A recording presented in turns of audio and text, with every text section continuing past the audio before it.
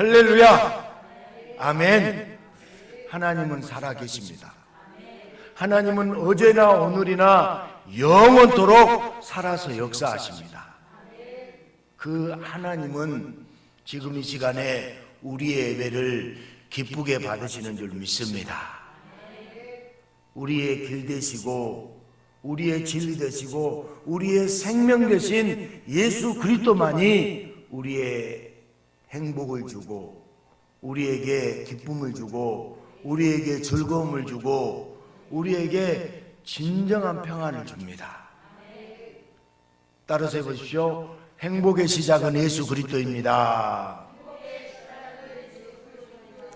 아멘. 행복의 시작은 예수 그리스도십니다. 예수 안에 있을 때 형통한 역사가 일어나게 되는 줄 믿습니다. 어느 부부가 있었습니다.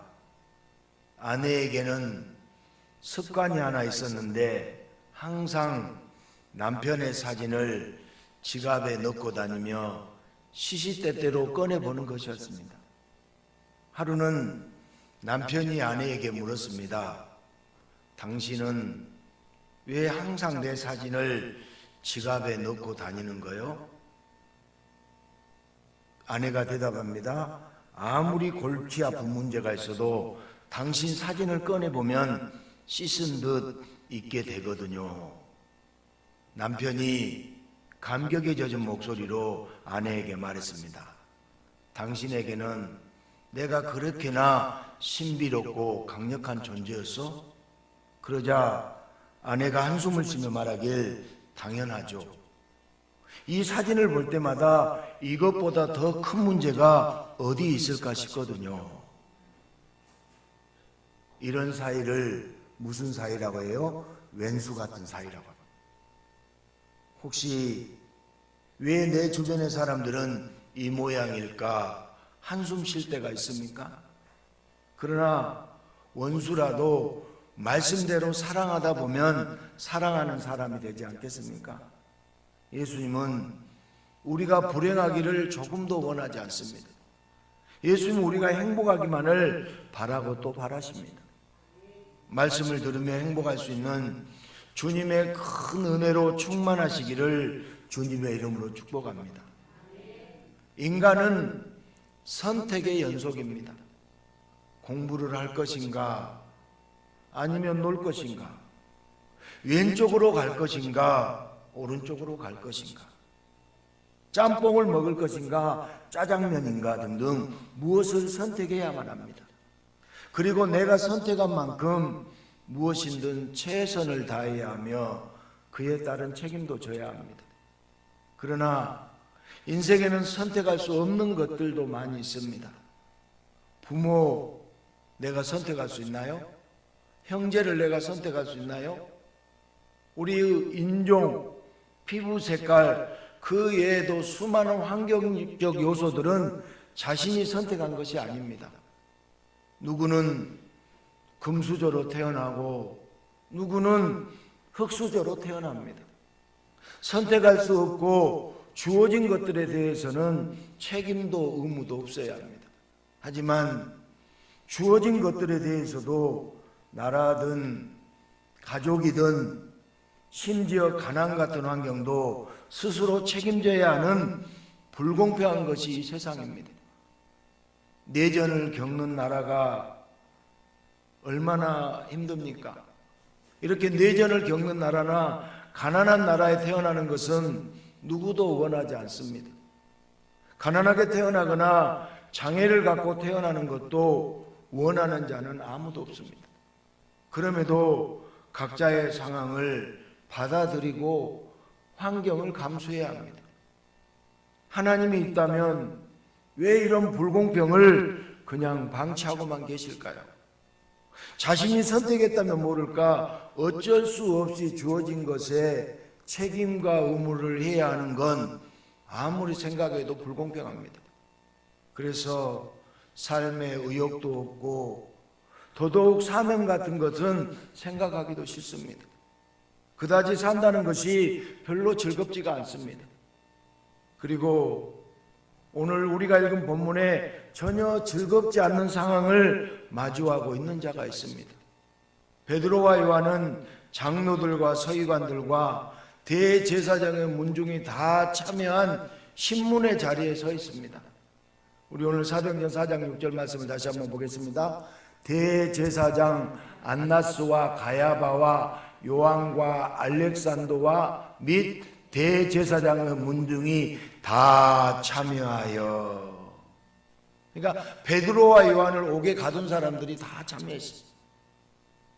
지금 베드로와 요한에게 신문하는 자들이 누구입니까? 이 자들이 바로 예수님을 죽인 자들입니다.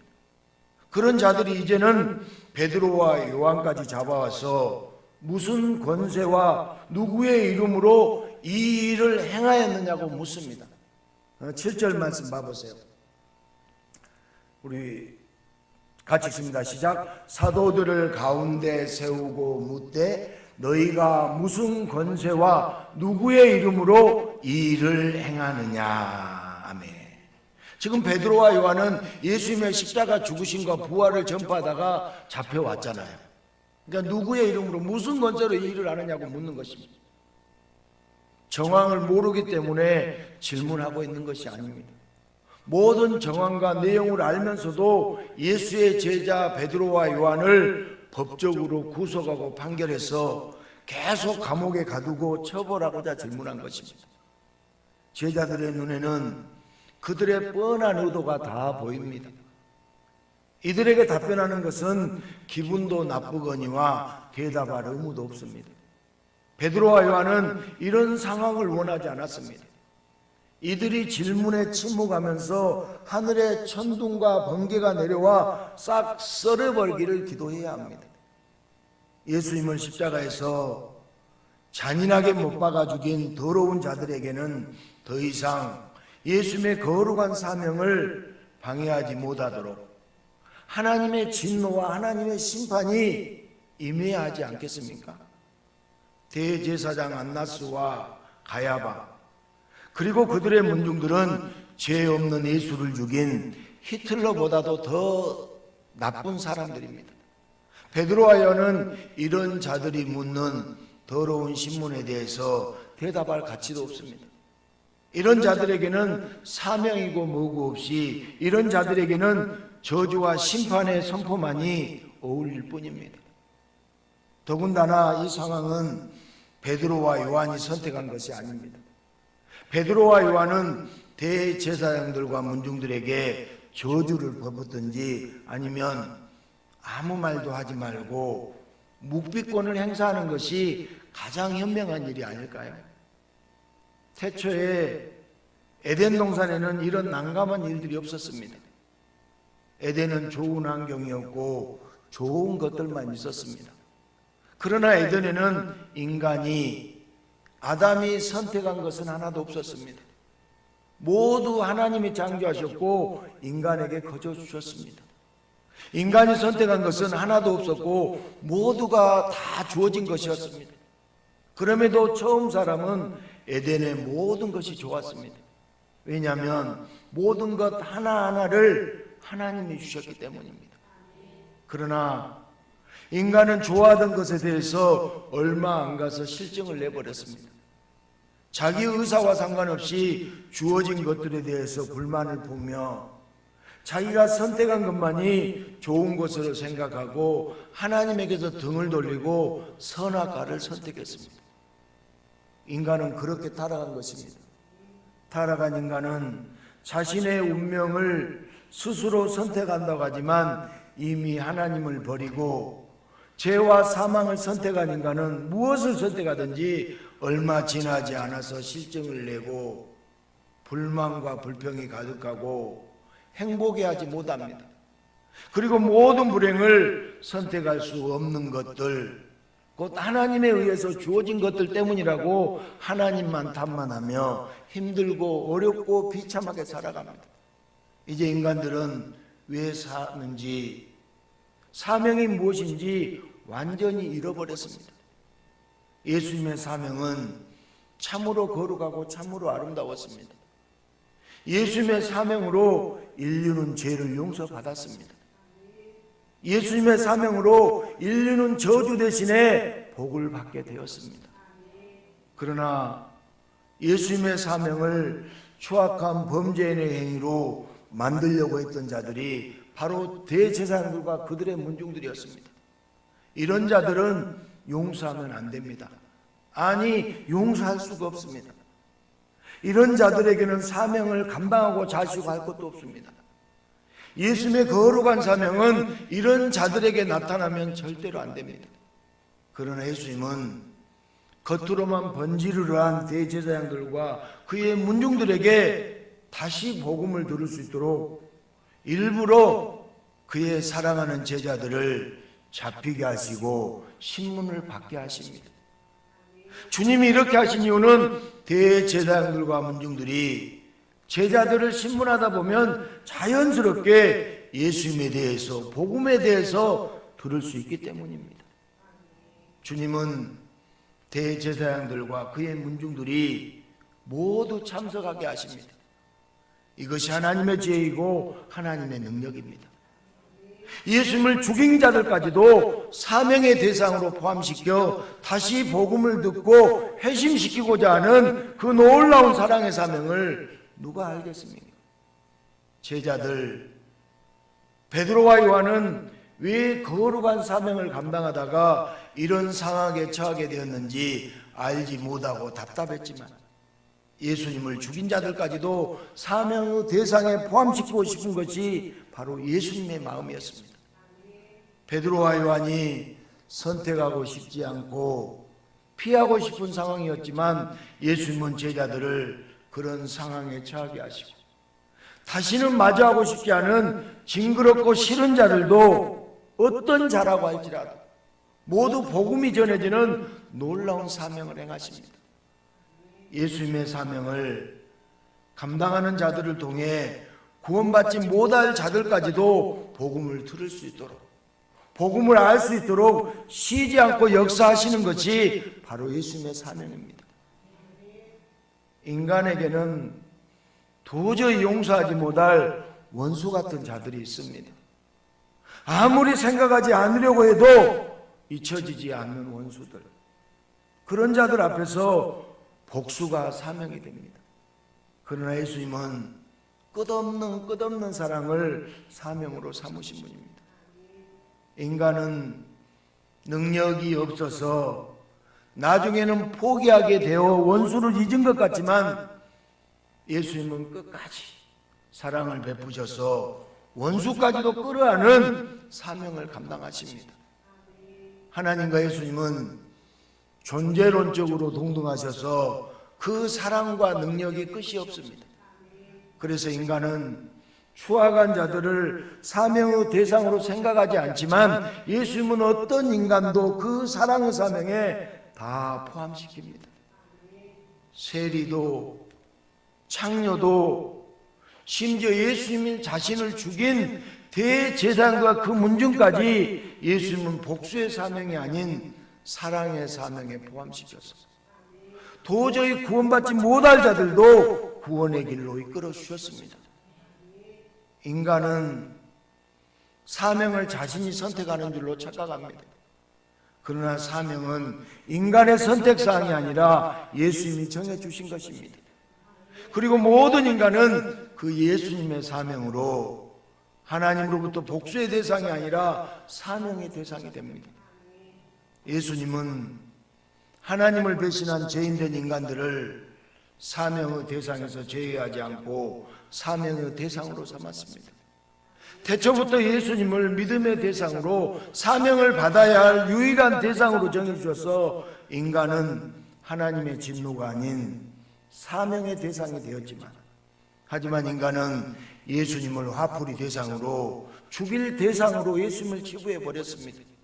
모든 것을 자신이 선택하면 되는 줄 알고 사명도 자기가 선택하여 인간 스스로만 잘 먹고 잘 사는 것으로 사명을 이상하게 결론내고 그 사명에서 어긋나는 원망과 불평을 대상으로 예수님을 죽이려고 들었습니다. 예수님의 사명과 인간의 욕심과는 너무나 큰 괴리가 있었습니다. 사명을 가장한 인간의 욕심은 예수님의 생명도 집어삼키고 예수님의 사명까지도 으스러뜨릴 것만 같았습니다. 그러나 예수님의 사명은 모든 인간의 악함을 사랑으로 감싸 안아주십니다. 우리 누가복음 23장 34절 말씀을 보겠습니다. 이에 예수께서 이르시되 아버지 저들을 사하여 주옵소서 자기들이 하는 것을 알지 못함이니이다 하시더라. 그들이 그의 옷을 나눠 아멘. 인간은 자기에게 칼을 들이민 자를 향해 절대 웃어줄 수 없습니다. 자기에게 칼을 들이대는 자를 절대 용서하지 못합니다. 그러나 예수님은 자신을 못 박은 자들을 향해 사랑을 미소를 머금은 채 저들을 용서해달라고 하나님께 간구합니다. 예수님을 못 박은 자들은 단순히 사형을 집행한 집행인들이 아닙니다. 예수님은 모든 인류의 죄를 대신 지고 십자가에 못 박히셨습니다. 예수를 못 박은 자는 2000년 전의 병사들이 아니라 바로 모든 인간들이 예수님을 십자가에 못 박았습니다. 내가 예수님을 십자가에 못 박은 자입니다. 우리 모두가 예수님을 십자가에 못 박은 자입니다. 예수님이 용서하신 죄는 예수님을 괴롭게 했던 당시의 일에 국한된 것이 아니라 인류가 지는 모든 죄입니다. 예수님은 얼마든지 십자가를 거부하는 선택을 할 수 있었습니다. 예수님은 십자가를 안 질 수도 있었습니다. 그러나 예수님은 인류의 모든 죄를 짊어지고 십자가에 못 박히심으로 용서받지 못할 자들을 사랑의 사명에 포함시키셨습니다. 죽어야 할 자들에게 자신의 생명을 예수님은 내어주셨습니다. 삼위 하나님에 의해서 주어진 사명, 삼위 하나님이기 때문에 거부하실 수도 있지만 예수님은 거부하지 않고 주어진 대로 사명을 감당하신 것입니다. 그리고 그 예수님의 사명으로 모든 인류는 살 길을 얻게 되었습니다. 예수 믿어야 삽니다. 그 살 길을 예수님이 열어주신 것이에요. 주어진 것에는 다 이유가 있습니다. 다만 인간이 전부 모를 뿐입니다. 그러나 분명한 것은 주어진 모든 것에는 예수님의 뜻이 있고 주어진 대로 사명을 감당할 때 예수님의 놀라운 복이 임하게 되는 줄 믿습니다. 사명은 주어진 대상이 먼저가 아니라 예수님이 먼저입니다. 사명은 예수님이 먼저입니다.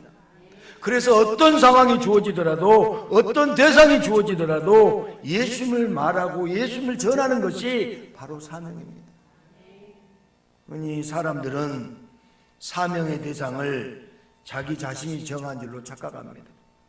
그러나 사명의 대상은 인간이 아니라 누가 정한다고요? 예수님이 정하십니다.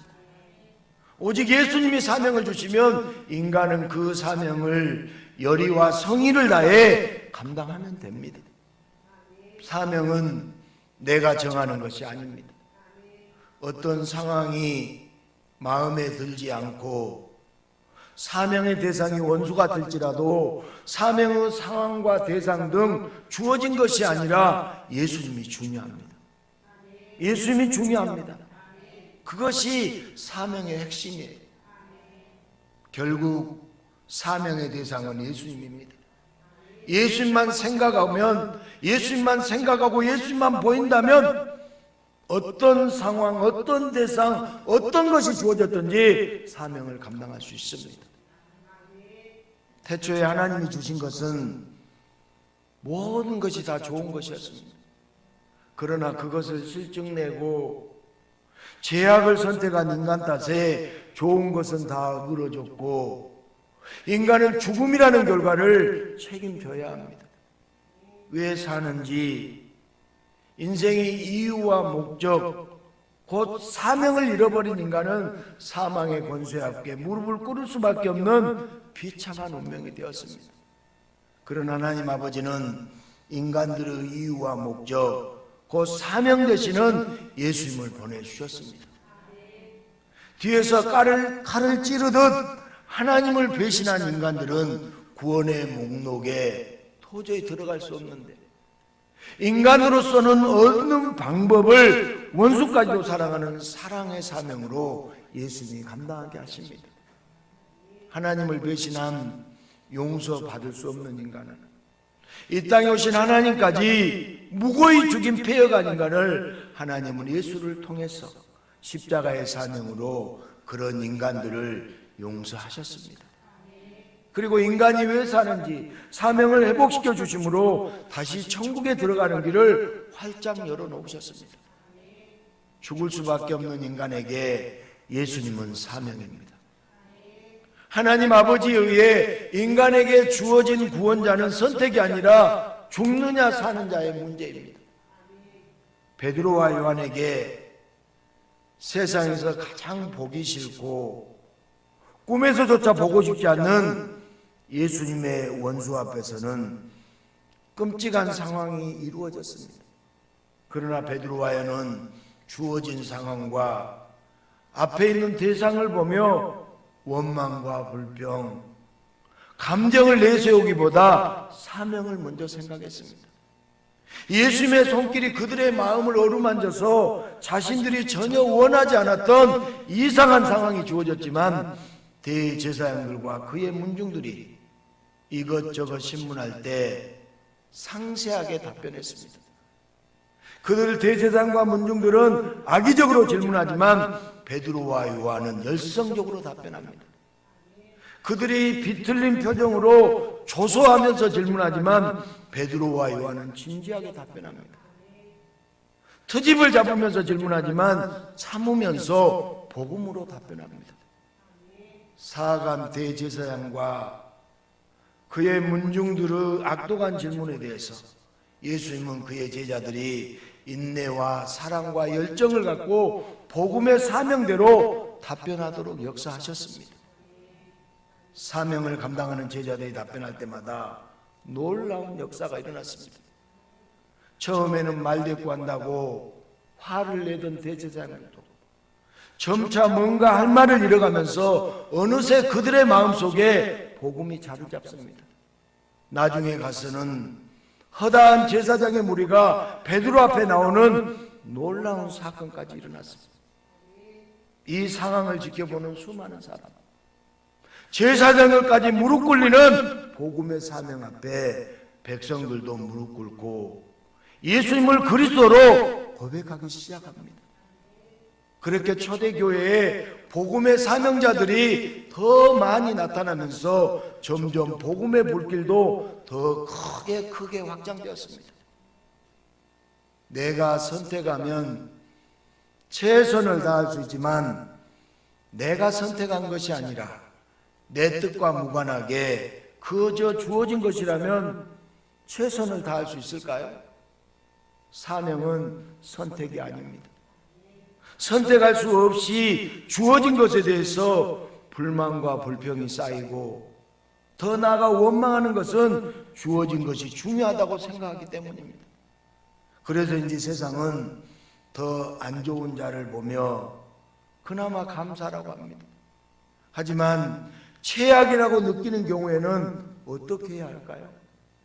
게다가 더 좋은 상황, 더 좋은 것이 주어진 자들을 볼 때는 시기와 질투가 저절로 일어납니다. 그러나 중요한 것은 주어진 것이 아니라 주신 분이 중요합니다. 누가 주었느냐가 중요합니다. 우리가 영화나 드라마에서 배우가 배역을 선택하는 것이 아니잖아요. 감독이 배우에게 배역을 정해줍니다. 그리고 배우는 주어진 배역을 훌륭히 소화하면 인기를 누리게 되고 잘했다고 상을 받잖아요. 말단 형사가 주인공인데 거기에 불만을 품고 높은 경찰청장을 선택해서 잠깐 스쳐 지나가는 엑스트라를 하겠습니까? 미련한 선택 아닌가요? 주신 분의 의도대로 사명을 잘 감당하면 큰 상이 기다립니다. 그러나 이것을 모르고 자기 인생의 사명을 자기 마음대로 선택하고 생각하는 자는 엑스트라 인생이 되어 지옥을 전전하게 될 것입니다. 누구든지 모든 상황을 주신 분, 예수님을 주목하고 예수님을 가장 중요하게 사명으로 삼는 자는 하나님 나라의 주인공으로서 큰 복을 누리게 됩니다. 사명에는 여러 가지 요소가 있습니다. 그 중에서 중요한 가운데 하나가 사명의 대상입니다. 처음 신앙을 선택하고 한 교회를 선택하듯이 성도는 사명의 대상을 선택하는 것이라고 생각할 수 있습니다. 그러나 사명의 대상은 인간이 선택할 수 있는 것이 결코 아닙니다. 목회자가 목회를 선택할 때 자신이 한 것처럼 보이지만 실제로는 예수님이 하신 것이라고 고백할 수밖에 없습니다. 예수님이 하셨습니다. 성도 역시 신앙이 깊어지면 깊어질수록 자신이 한 것이 아니라 예수님이 한 것이라고 모든 것을 고백할 수밖에 없습니다. 주어진 것은 내 책임 아니라고 할 수 있습니다. 인정하고 싶지 않을 수 있고 피하고 싶을 수도 있습니다. 그러나 예수님은 추악한 성도의 죄악을 피하지 않으시고 주어진 대로 예수님은 다 죄악을 짊어지시고 십자가의 사명을 담당하셨습니다. 성도의 다른 이름은 크리스찬입니다. 성도의 다른 이름은 그리스도인입니다. 예수님의 사람입니다. 예수님의 사람 성도는 예수님이 사명해야 됩니다. 아멘. 예수님이 사명입니다. 성도 인생에서 주어진 것을 보기보다 예수님을 보아야 합니다. 예수님의 뜻을 살펴야 합니다. 옆 사람에게 예수님을 보아야 합니다. 예수님의 뜻을 살펴야 합니다. 아멘. 여러분, 우리는 주어진 걸 보기보다 왜 이런 환경을 주어졌는지, 왜 이런 사람을 주었는지 예수님을 보아야 하고 예수님의 뜻을 살펴야 합니다. 주님이 말씀하신 대로 가라고 하면 가고, 서라고 하면 서고, 뛰라 하면 뛰고, 앉으라고 하면 앉고.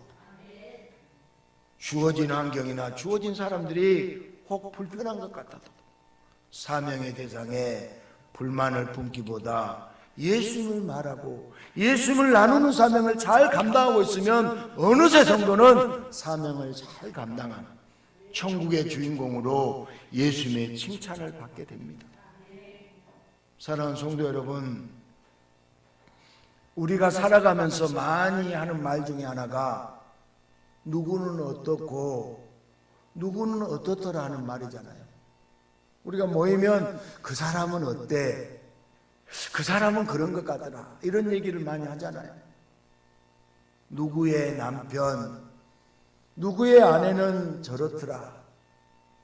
그런데 내 남편, 내 아내는 이렇고 누구의 자식들은 저러더라. 우리의 자식들은 이런다. 누구는 어떤 집에 사는데 우리 집은 이 모양이고. 이런 푸념들이 우리 삶 가운데 쉽게 나오잖아요. 쉽게 바꾸지 못하는 배우자, 바꿀 수 없는 자녀, 부모, 성별, 나라 등에 대한 불만이 이만저만이 아닙니다. 그러나 이 모든 불만은 예수님을 잘 모르기 때문입니다. 취사 선택할 수 있다면 더 잘 살 수 있을 거라고, 더 좋을 거라고 착각을 합니다. 우리를 이 세상에 보내신 분이 예수님이십니다. 우리의 주어진 환경을 예수님이 주셨습니다. 그분은 전능하시며 너무너무 좋으신 분이십니다. 각자의 자리에서 예수님을 알아가며 사명을 감당하도록 그의 전능함으로 모든 자를 적재적소에 있어야 할 곳에 있게 하셨습니다. 우리는 된다, 안 된다, 좋다, 나쁘다를 내가 판단하면 안 됩니다. 우리의 사명은 주어진 것에 감사하며 맡겨주신 대로 충실히 감당하면 됩니다. 부모의 보기 싫은 부분에 한숨을 쉬어서는 안 됩니다. 배우자의 연약한 부분을 버리지 말아야, 속을 썩게 만드는 자녀라도 사명의 대상에서 죄하면 안 됩니다. 무엇보다 스스로 예수님을 포기해서는 안 됩니다. 내 인생의 사람들, 내 인생의 환경을 사명의 대상에서 지우지 말고 모든 것을 주신 예수님을 바라보며 예수님 중심으로 사명을 감당해야 합니다. 예수님은 자신을 죽인 자들까지도 사랑의 사명으로 품으시고 구원의 길을 열어주셨습니다. 인생을 살면서 사명의 대상을 내가 정하는 인생을 살지 말고 예수님이 주신 사명을 무던히 감당하다 보면 사명을 감당하는 나도, 사명의 대상자도 축복의 변화 속에서 즐거워할 수 있게 됩니다. 내 마음대로 사람을 평가하고 사람을 골라서 복음을 전하는 것은 사명이 아닙니다.